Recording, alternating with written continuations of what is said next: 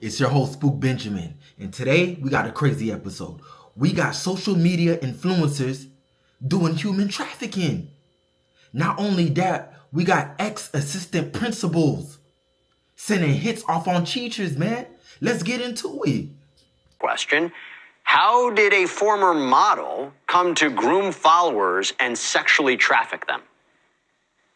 It's really interesting. First, thank you so much for having me. But I think it was a small progression over time. She was getting this taste for following, for influence. And once she started the coaching business, she wanted more power. She was thirsty for more. And it just kind of evolved. How many women are we talking about here? So far, there are three. She's already been charged with one. What? She wanted a thirst for power. Uh-uh. This ain't no ordinary woman right here. This is a woman that her mindset is built differently. Her mindset is built like a man. You want a thirst for power, so you gonna start human trafficking? No, buddy. One, there are charges coming for one more, and then there is one who has been not named in the documents, but the three are the ones that brought these most recent charges. You seem to suggest that there might be an escalation. How do we know how it escalated and how it started? And because it doesn't just happen overnight. Of course, it definitely didn't happen overnight. She started in the influencer world in the mid 2010s. From there, she was growing in popularity. She became a sugar baby at one point. She was earning money by going to different activities, different locations with all sorts of people. From there, that's when she started her coaching business, basically packaging the dream, selling it to others, saying, if you want this lifestyle, you can have it. I will teach you how. And from there, then it became more in person. Hey, let me tell you something. About 90% of these dudes on social media, 90% of them, whether they dudes or women, that trying to sell you a package dream and tell you, hey man, you can live this lifestyle too if you want. You can live it if you want to. It's capping. On our honesty, they are capping. And I'm telling you this from experience, man. And sir, now this right here, this demonic devil that's over here using her social media influence power to traffic women into working for her and then slutting them out. Oh man, I can't fathom this.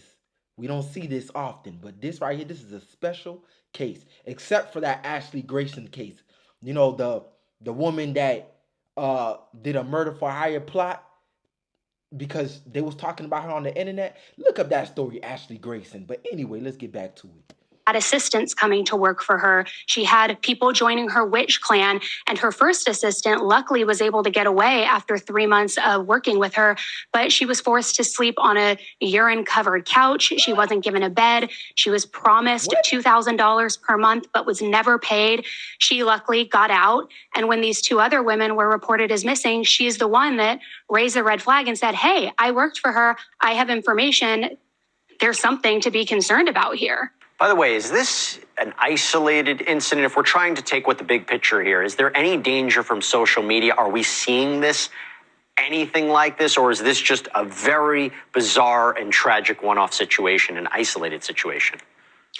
I wish that I could say it's isolated, but it's not. Unfortunately, modern day cults or groups, whatever you want to call it, they're using social media as a preying ground because they have the ability to go viral in an instant, spreading their influence, their message. And we saw it with Jeff Devine with Twin Flames. Yep. We saw it a bit in a different way with Ruby Frankie. And people are now using these platforms and social media to... They forgot to also say they seen it with P. Diddy. You know, say no to Diddy, P. Diddy. Yeah, that type of Diddy. She forgot to mention him on that list. Anyways. Spread their message and get more people to engage that they can buy the dream. They can be an enlightened being as well. And it's unfortunately the new take I think that we're going to see with social media. 100% true. You got to be careful about what you're...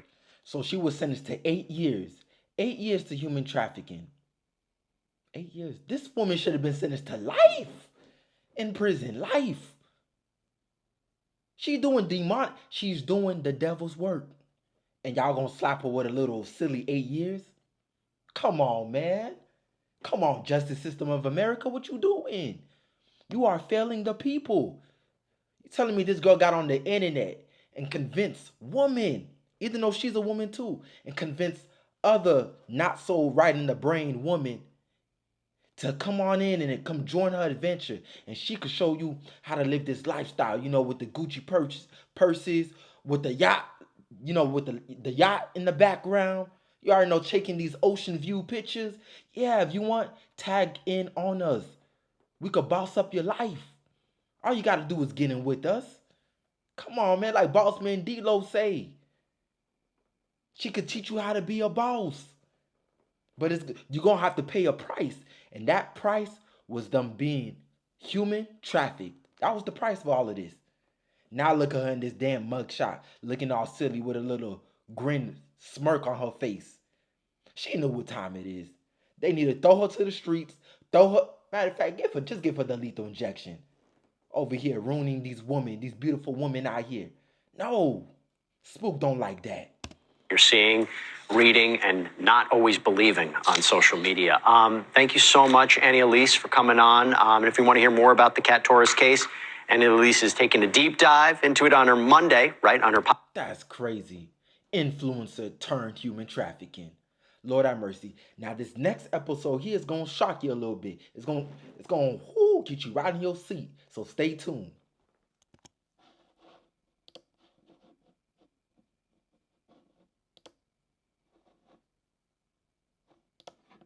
Killed Jocelyn. Former St. Louis principal will spend the rest of his life in jail after ordering the murder of his mistress, a pregnant teacher. Cornelius Green admitted to hiring a man to shoot and kill Jocelyn Peters in 2016.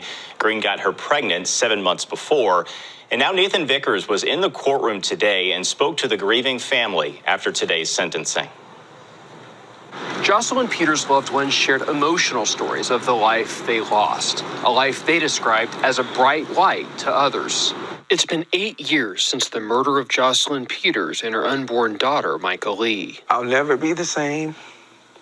We will never be the same. A loss Sharon Peters and her family have felt every day since, leading up to the conviction and the sentencing of Philip Cutler and the man who hired him, Cornelius Green. Today they shared that pain as Judge. When did assistant principals start sending hits off on teachers? What America we living in, man? You telling me because you didn't want that baby? Think about this.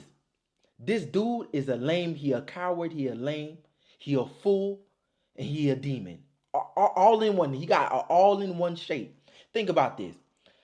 I'm going to go have sex unprotected and not think about the consequence leading up to the after results of all of this.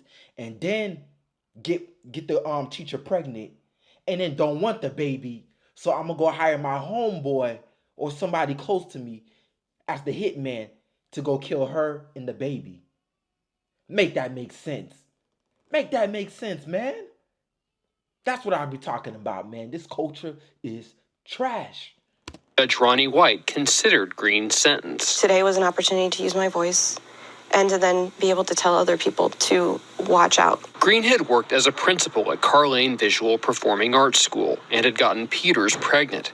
He admitted to paying Cutler $2,500 to kill her, money he had stolen from the school. It was a very emotional case to work. Prosecutors Tiffany Becker and Zach Bluestone have been working on this case for the last 2 years. Wait. Buddy stole the $2,500 from the school. That wasn't even Buddy's money. He's so broke. He's so broke.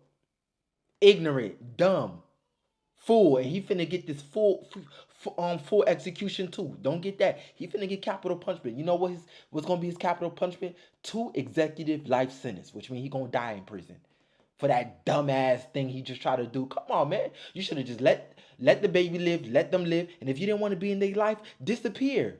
But no, you so heinous and so evil, you said, nah, I gotta just kill him. Bumpy. Demonic and possessed.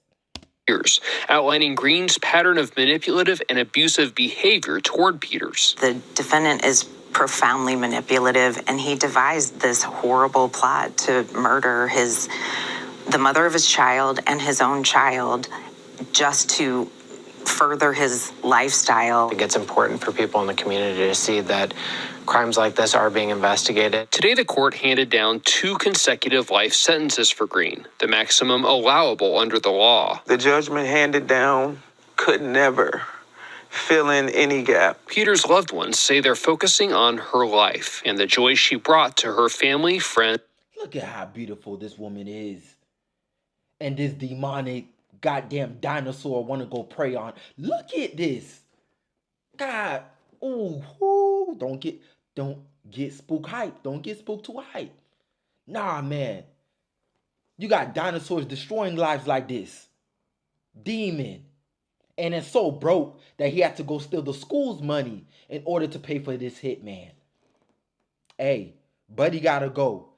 Matter of fact, Buddy didn't even receive the 2 life sentences ain't nothing. He's still living. They should have just lethal inject him or give him a little shock and put him to sleep. Yeah, because Buddy's brain was already fried, so it really didn't matter if they fried it a second time anyway. Crazy. Crazy, crazy, crazy. And students. I want her to be remembered for the beautiful person she was. She lights up any room that she goes into. And it's really important that people remember her. They also hope Jocelyn's story can help encourage others to speak out against abuse. If a family member is experiencing things that you feel that are unnecessarily overwhelming just for it to be a relationship, encourage them to come out of that situation. Cutler was convicted of Peter's murder in March. He's done. He's finished. He's a coward. He's good for nothing. And the black community don't condone this foolishness. No, we don't condone this nigga activity right here. We don't. We don't stand on that type of coward shit. We stand on business, we stand on principles, and we stand on discipline. That's what we stand on over here. Yeah. Anyway, thank y'all for tuning in with me. Don't forget to like, subscribe, hit the notification. Spook is out, man. Spook gotta have, man, you guys have a blessed night.